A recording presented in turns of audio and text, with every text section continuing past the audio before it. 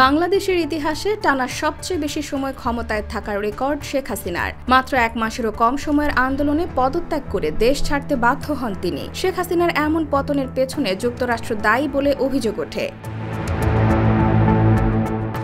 তবে এ বিষয়ে যুক্তরাষ্ট্রের কোনো ভূমিকা নেই বলে জানিয়েছে ওয়াশিংটন। এমনকি বাংলাদেশে মার্কিন হস্তক্ষেপের অভিযোগ কেবলই মিথ্যা বলেও আখ্যায়িত করেছে হোয়াইট হাউস। মঙ্গলবার এক প্রতিবেদনে এই তথ্য জানিয়েছে বার্তা সংস্থা রয়টার্স।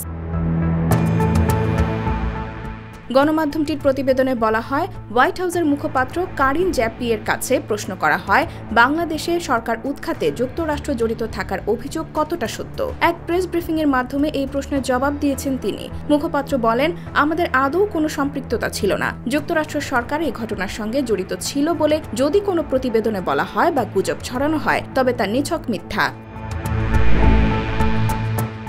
রয়টার্স বলছে, গত রোববার ভারতের ইকোনমিক টাইমস পত্রিকা তাদের একটি প্রতিবেদনে হাসিনাকে উদ্ধৃত করে বলেছে, যুক্তরাষ্ট্র তাকে ক্ষমতাচ্যুত করার ক্ষেত্রে ভূমিকা পালন করেছে, কারণ যুক্তরাষ্ট্র বঙ্গোপসাগরে বাংলাদেশের সেন্ট মার্টিন দ্বীপের নিয়ন্ত্রণ চায়। পত্রিকাটি বলেছে, হাসিনা তার ঘনিষ্ঠ সহযোগীদের মাধ্যমে পত্রিকাটির কাছে এই বার্তা পৌঁছে দিয়েছেন।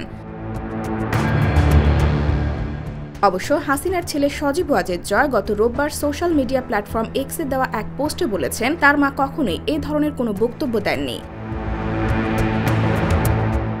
IBTV USA, new York.